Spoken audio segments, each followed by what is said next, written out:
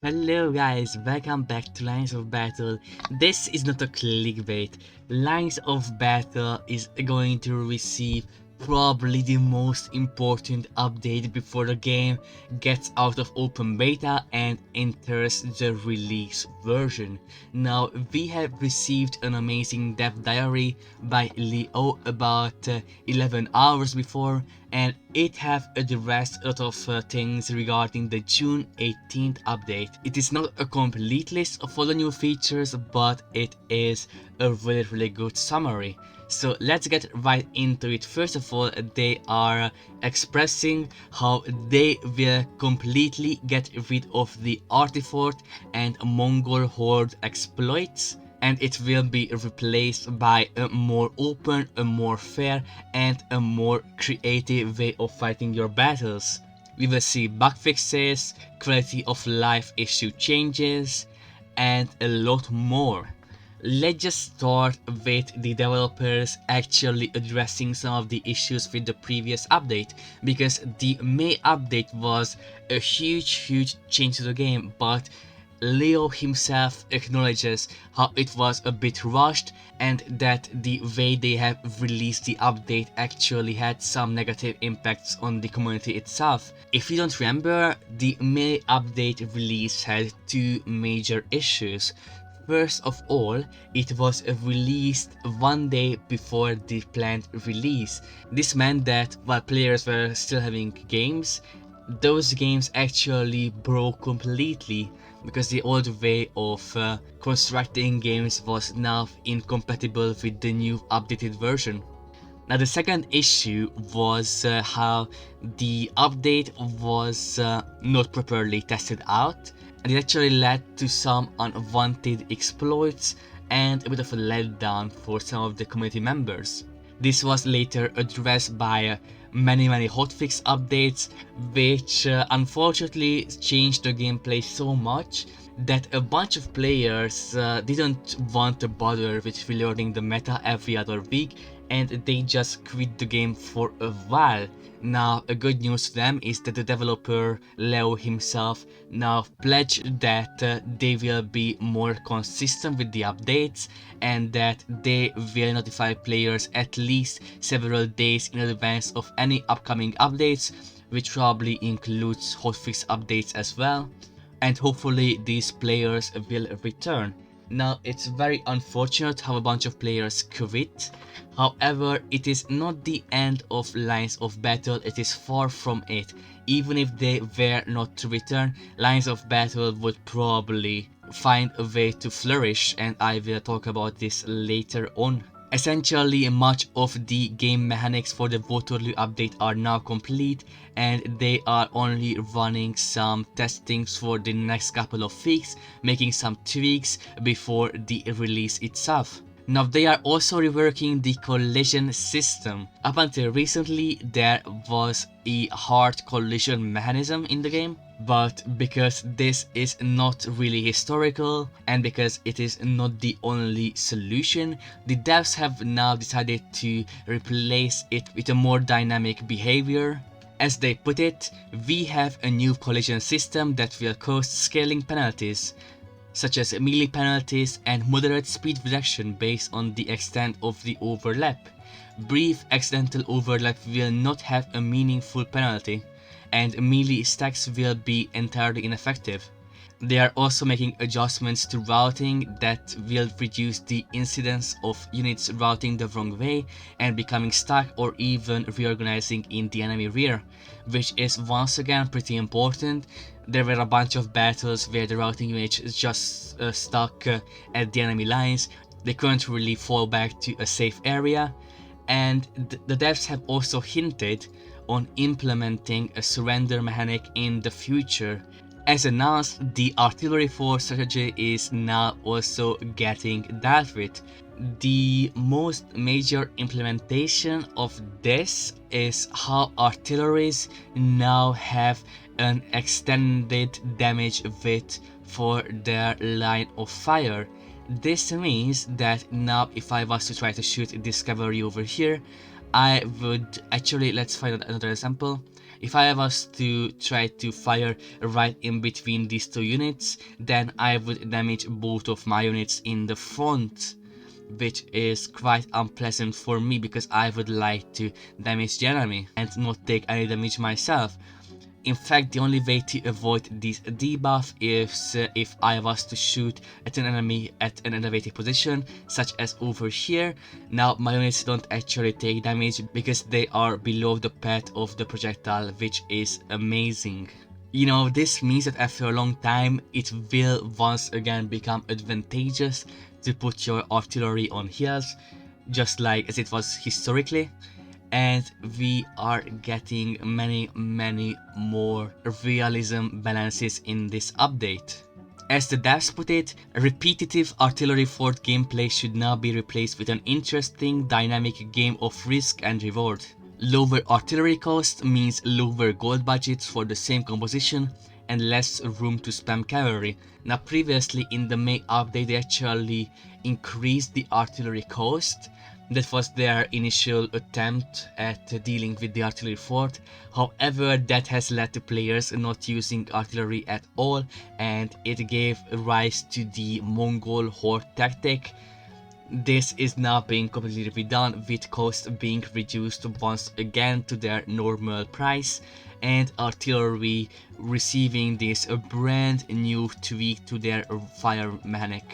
Right below it we can read about how the Mongol horde tactic is being nerfed as well, as now stamina is being implemented in the game. For example, I can click on this Hussar unit right over here. I can see their stamina in yellow right over here, and their stamina actually changes based on the order I give them. We still have the regular Volk order, which was previously the move order, and now instead of the seek order we now have the one order, which makes the unit a lot faster in the expense of stamina. In fact, if I just end this turn, I can look at how the stamina is running out for my cavalry. The cavalry on the right will have a bunch more stamina, while the one running has lost a bunch of it. And this is not the only thing exhausting your cavalry and your other units in general as well, because melee fight will now also exhaust stamina, as addressed in the dev diary. They do it so that battles would be less dependent on melee for once, and second of all, they want to make cavalry more aligned to their historical role in the battle as a quick pace, very fast mobile units that were able to deliver devastating charges, but they also had a limited use. You couldn't just completely rely on cavalry to contribute to the fighting in a prolonged way. Instead, now they will get exhausted quite quickly if you don't pay attention to that. Instead, if you keep it unchecked, they will get exhausted pretty quickly. Stamina is something that could recover, as the dev said it. While it takes some time to exhaust a unit, it will take longer to recover. I like this a lot. It gives a player a bunch more freedom to play with. Not only this, but they are also bringing the cuirassy and hussar prices closer together, as cuirassy is now held in check by their low stamina, and hussars are especially a good utility cavalry thanks to their high stamina. I love this a lot, because once again, if you give more freedom to your players, in result they will have a bunch more fun. Well, obviously, as long as these new freedoms are not particularly confusing. In brief, cavalry and infantry can now exhaust themselves in prolonged melee. Cavalry is even more strongly committed to its historical role as a powerful but limited use force. Mongol horde is no longer a good tactics. No more armored car artillery gameplay. This is a good thing. As you will see, artillery can now use its slower movement speed on demand, and can even use this for the fire and advance order with reduced speed and damage, which reflects historical artillery tactics. This is a really pleasant update, I'm telling you. But artillery can only use its fast speed by first pausing to limber, and then will not be able to fire until it pauses to unlimber. Very good. I like it. It's not too complex in my opinion, and it gives more freedom to the player once again, it gives the players more freedom over how they want to fight their own battles, which will require the players to play with more creativity, and the game will feel more immersive. Now, next on the list we have some quality of life changes. First of all, WebSockets will make it so that your orders will actually get submitted throughout your turn instead of only at the very end. And obviously we also have the temporary matchmaking bans. As you know, some players were dodging some undesirable opponents just to preserve their elo, and to counter this, the developers are now introducing a 10-minute matchmaking ban, and they will also be able to use the system to catch cheaters who would use alternative accounts to inflate their elo artificially. Next we have the Skirmisher companies, org radius rework, and scenario editor only units. This update contains the final serious suite addition to Lines of Battle, Skirmisher companies, and the 6-pound-foot artillery. Now, the devs are hinting at how Lines of Battle will soon get released in its entirety. This might be the second less big update, and in my opinion, it could arguably become the most important recent Lines of Battle update, all the way up until release date. Now, the game being officially released is not only a prestige thing, it actually has a bunch of impact on the game itself, because all the money donated to the developers throughout this open beta period could now go into potentially buying advertisements for Lines of Battle, and could result in a rapid increase of players. That's why I said that while it would be really nice to get back the players who quit as a result of the recent meta tweaks, it wouldn't be devastating for the game on a long term, because the release is now really close, and once the game gets released, the developers could buy some advertisements, and the game could actually start to skyrocket in popularity. But so, talking about Skirmishers, the developers actually tried to introduce Skirmishers in the early 25 updates, but ran into severe balance issues. Skirmishers were either too weak to skirmish, or too strong to not ruin the game via spam. We asserted that Skirmishers need some kind of capping mechanism, but hadn't exactly decided how to do it. After considering several solutions, we have decided that Skirmishers will be pre-deployed with your army based on passing a certain threshold of line and light infantry battalions. The units that historically had Skirmisher companies within their units. Again, I like how the game is becoming more and more historically accurate, while also giving more freedoms and mechanisms for the player to play with. These thresholds are set in such a way to avoid rewarding infantry spam compositions, while providing slightly more resource to those using more infantry than cavalry. Skirmishers themselves are screening and harassing units, capable of putting up strong defensive fights in suitable terrain, and suitable for prodding at enemy artillery while taking minimal damage from cannon fire. While this would seem to nerf the guard and grenadier units, that's not entirely true. The org radius bonus for guards are still going to be a pretty significant thing, as it is addressed down below over here. Fighting close to your friendly units is now considerably more important, and now there is some benefit to attacking in depth with nearby reserves. Key points: balanced compositions will automatically receive a small number of skirmishers that are useful for support and attacking or defending terrain. This will also help address the infamous Howitzer Guard city composition, as skirmishers will provide useful support in urban combat. And then rifles and rockets are also addressed, that are going to be a scenario editor only unit. Now, more interestingly, we have a couple more sections hidden at the end of the fifth one, namely the sixth section, which talks about a system which enables players to make more in-depth scenarios that will actually look like a complete scenario and not just a battle map itself. And then the seventh section actually talks about matchmaking scenarios. If you're sick of meta shifts, managing compositions, or miss when Lines of Battle only had 3 units, our new matchmaking scenario may be for you. I like this because now they are addressing some of the old liners in the community who were here from the very beginning and have really loved the initial mechanisms.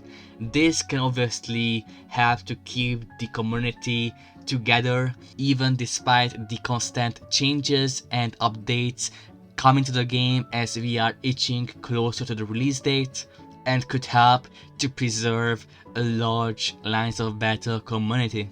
While these scenarios do not use Lines of Battle's new units and mechanisms, they will replicate historic battlefields with greater attention paid towards competitive viability and dynamic gameplay. And then they go on to reference some battles that could be playable in the new update. And then we have some further notes, some control updates and some quality of life improvements, the new terrains.